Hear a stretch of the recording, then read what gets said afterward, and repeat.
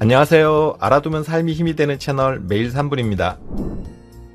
제가 일전에 80세 벽이라는 책을 소개드렸는데요.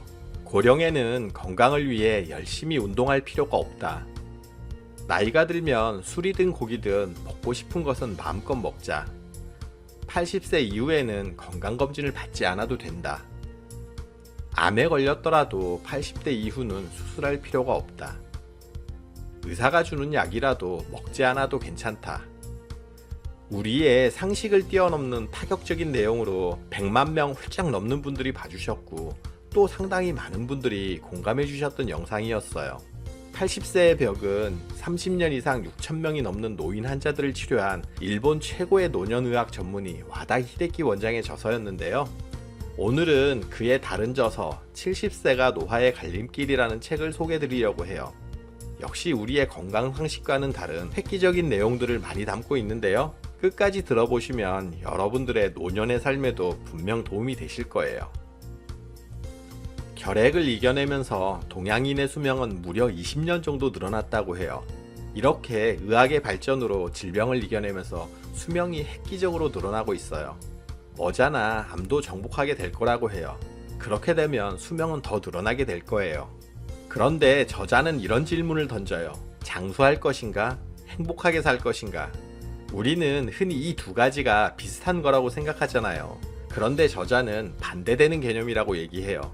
장수한다는 것은 수명을 늘리기 위해 먹고 싶고 하고 싶은 것들을 참고 또 반대로 먹기 싫고 하기 싫은 일들을 하는 것을 전제로 해요. 내가 의학적으로 가망이 별로 없어도 치료와 수술을 하고 연명치료를 통해 수명을 늘리는 것들 모두가 장수가 목적인 거예요. 반대로 노년을 행복하게 사는 것은 먹고 싶은 것을 먹고 하고 싶은 것을 하면서 사는 삶을 의미해요. 내가 질병에 걸렸더라도 가망이 없다면 더 살기 위해 의학적 조치에 기대지 않고 하고 싶은 것을 하다가 떠나는 삶을 의미하는 거죠. 그런데 70세가 노화의 갈림길에서는 건강하게 장수하면서 노년에 행복하게 사는 것도 가능하다고 얘기해요. 두 마리 토끼를 다 잡을 수 있다는 거죠. 저자가 오랜 진료를 하면서 깨달은 사실은 마음이 젊고 계속 활동하는 사람은 오랫동안 젊음을 유지하더라는 거예요. 영양 상태가 좋은지 나쁜지도 건강에 있어서 중요하지만 더 중요한 사실은 사람을 오래 살게 해주는 의료기술과 건강을 유지해주는 의료기술은 다르다는 점이에요. 의사가 병을 낫게 하고 우리를 건강하게 해줄 거라고 맹신하는 사람들이 많은데요. 예전에는 아프면 무당을 찾아갔어요. 그 당시로서는 최선의 선택이었으니까요. 지금 우리가 병원에 가는 것은 현 시점에서 최선의 선택인 거지 정말 신뢰할 수 있는지는 알 수 없다고 해요. 의료기술은 주로 서양의학을 바탕으로 하고 있기 때문에 동양인이 같은 의학으로 진단하고 치료하는 게 과연 맞는지도 따져볼 부분이에요. 육류가 주식인 서양은 심장 관련 질환이 압도적인 사망 원인 1위예요.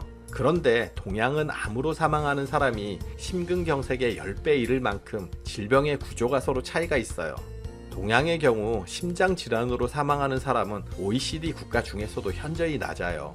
서양처럼 동맥경화에 신경 쓰기보다 오히려 콜레스테롤 수치를 낮춰서 초래되는 남성 호르몬 감소를 더 두려워해야 한다는 거죠.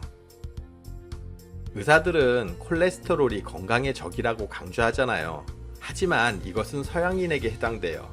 동양인의 경우 콜레스테롤은 남성 호르몬의 재료이기 때문에 콜레스테롤 수치가 높은 남성일수록 몸과 머리가 건강하고 여성들의 경우도 콜레스테롤 수치가 높으면 우울증에 잘 걸리지 않는다고 해요. 실제로 콜레스테롤 수치가 높은 사람이나 뚱뚱한 사람이 나이 들어도 사망률이 낮다는 것이 점차 밝혀지고 있어요. 그리고 저자는 혈압이나 혈당치가 적당히 높은 것도 나이가 들면 큰 문제가 아니라고 얘기해요. 혈압이 높다는 것은 심장이 열심히 일하고 있다는 증거예요. 신체의 말단까지 혈액을 보내기 위함인데 혈압약으로 인위적으로 낮추면 머리가 멍해지고 의욕이 떨어지는 경우가 발생해요.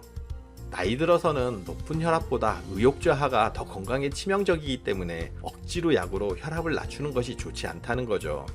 일본의 심혈관 전문의 마스모토 마스마사의 저서 고혈압은 병이 아니다에서는 자신의 나이에 90을 더하는 수준까지의 혈압은 괜찮다고 해요.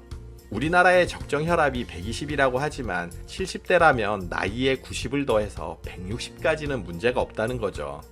그리고 저자의 경우 혈당치가 평균 200 정도로 정상 공복 혈당인 70에서 100보다 많이 높지만 약으로 혈당치를 떨어뜨리면 머리가 멍해져서 이 정도에서 관리하고 있다고 해요. 고혈당이라고 억지로 저염식이나 식단 제한을 하게 되면 먹는 즐거움이 사라질 뿐만 아니라 오히려 기운 없는 노인이 되기 쉽다는 거죠.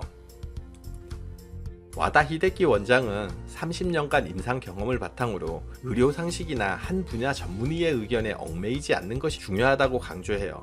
대부분의 의사는 자신의 전공 분야에만 전문이지 모든 분야를 다 아는 사람이 아니에요. 호흡기 내과 의사는 호흡기 건강을 위해, 소화기 내과 의사는 소화기 건강을 위해 환자를 진찰하고 있는 것에 불과해요. 해당 장기에는 좋을지 몰라도 그런 치료가 몸의 다른 부분에는 어떤 영향을 미칠지는 아직 현대의학이 제대로 밝혀내지 못한 부분이에요. 실제로 고령의 경우 한 부분을 수술하고 나서 전반적인 건강은 오히려 악화되는 사례를 수없이 봐왔다고 해요. 그래서 70대 이후에는 의사의 말도 전적으로 믿지 말고 실제로 건강하게 장수하는 사람들의 지혜를 참고하는 것이 더 도움이 된다고 해요.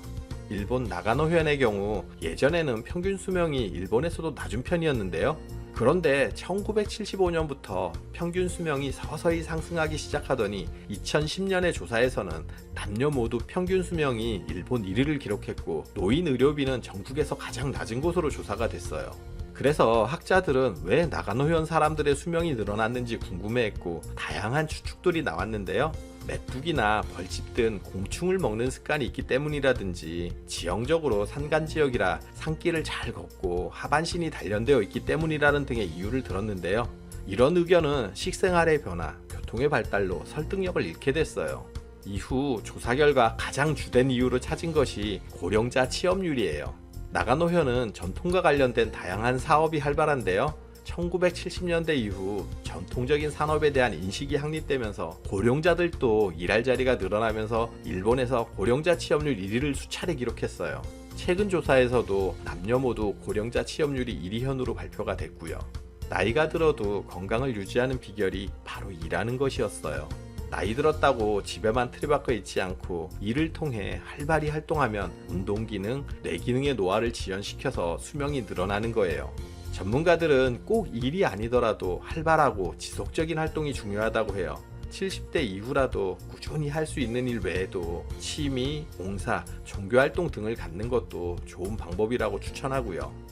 50대 정도까지만 해도 사람이 아무것도 하지 않고 빈둥빈둥 생활했다고 해도 하반신이나 뇌기능이 단시일 내에 쇠약해지는 일은 거의 없어요. 하지만 70대에 이렇게 빈둥빈둥 보내면 바로 운동기능, 뇌기능이 쇠약해져요. 이 시기에는 무슨 일을 해도 의욕이 떨어지고 활동량이 급격히 줄어드는 경우가 많은데요. 하는 일이 없어지는 것도 한 원인이에요. 현역으로 일을 하던 사람이 무엇을 할지 생각하지도 않고 은퇴하면 순식간에 늙어버리는 경우가 많아요. 갑작스러운 은퇴는 달리던 열차가 급브레이크를 밟는 것과 같아서 자칫하면 탈선할지도 모를 일이에요. 그런데 70대가 되면 머리로는 움직여야지 하고 이해하고 있어도 의욕이 떨어져 활동량이 줄어드는 게 일반적이에요. 무슨 일에도 의욕이 없고 흥미도 없고 사람 만나는 것조차 귀찮아지고 외출을 싫어하는 경향도 생겨요. 나이 들어서 의욕이 떨어지는 주된 이유는 뇌신경 전달 물질인 세로토닌 감소를 들고 있어요. 세로토닌은 일명 행복물질로 불리는데요. 이 세로토닌이 감소하면 일상의 행복감이 떨어져요. 발랄한 감정이나 무언가를 하겠다는 의욕이 없어지고 기분이 가라앉고 짜증이 나고 감정이 불안해지고 해서 우울증에 걸릴 위험도 높아져요. 세로토닌은 나이가 들수록 더 많이 감소하는데요. 특히 70대에는 세로토닌 수치가 바닥을 치면서 의욕 저하로 우울증에 걸리는 경우가 늘어나요. 이 나이대에는 세로토닌을 지키는 생활 습관이 중요한데요. 그중 가장 손쉬운 방법이 바로 육류 섭취예요. 세로토닌의 재료가 되는 물질이 크립토판이라는 아미노산인데 가장 많이 함유되어 있는 식품이 고기거든요. 그래서 나이가 들수록 고기를 많이 드셔야 해요. 고령이라도 초고도 비만이 아니라면 고기를 마음껏 드세요. 콜레스테롤 수치가 높아져 생기는 실보다 어깨 드는 득이 더 크거든요. 또 콜레스테롤은 남성 호르몬 테스토스테론의 원료이기 때문에 고기를 많이 먹을 경우 의욕이 높아지는 것은 물론이고 성적인 측면에서도 활발해질 가능성이 커요. 그래서 저자는 소화력의 문제만 없다면 나이가 들수록 고기를 더 많이 먹으라고 권하고 있어요. 세로토닌 수치를 높이는 또 다른 방법은 자주 외출하는 거예요. 밖에 나가 햇볕을 쬐면서 걸으면 기분이 가벼워지고 밝은 기분을 되찾을 수 있는데요. 이는 세로토닌은 빛을 받으면 다량 생성되기 때문이에요. 그래서 우울증 치료법 중에 인공적으로 빛을 일정 시간 동안 쬐는 광요법이 있어요. 그만큼 빛이 우리의 뇌와 깊은 관련이 있기 때문인데요. 아무래도 자주 외출하게 되면 집에만 있는 단조로운 생활에서 벗어나 다른 사람들과 소통하는 계기가 될 수도 있어요. 또 걷기 운동도 되니 육체적으로 정신적으로도 도움이 되는 거죠. 지금까지 노화를 늦추고 건강을 지키는 방법을 살펴봤는데요. 노화 예방에 있어서 가장 중요한 것이 운동 기능과 뇌 기능을 유지하는 것으로 70대가 넘더라도 계속 일을 하고 고기를 많이 먹어야 하며 자주 외출하라는 내용이었어요. 이외에도 책에는 노년의 건강과 행복을 지키는 다른 내용들도 많이 담고 있으니 궁금하신 분들은 한번 읽어보세요. 여러분들의 건강한 노후를 응원할게요. 영상 끝까지 봐주셔서 감사드려요. 정보가 도움되셨다면 구독, 좋아요, 알림 설정 해주시고요. 더 유익한 영상으로 다시 찾아뵐게요. 저는 매일 3분 대표 큐레이터 송한결이었습니다. 늘 행복하세요.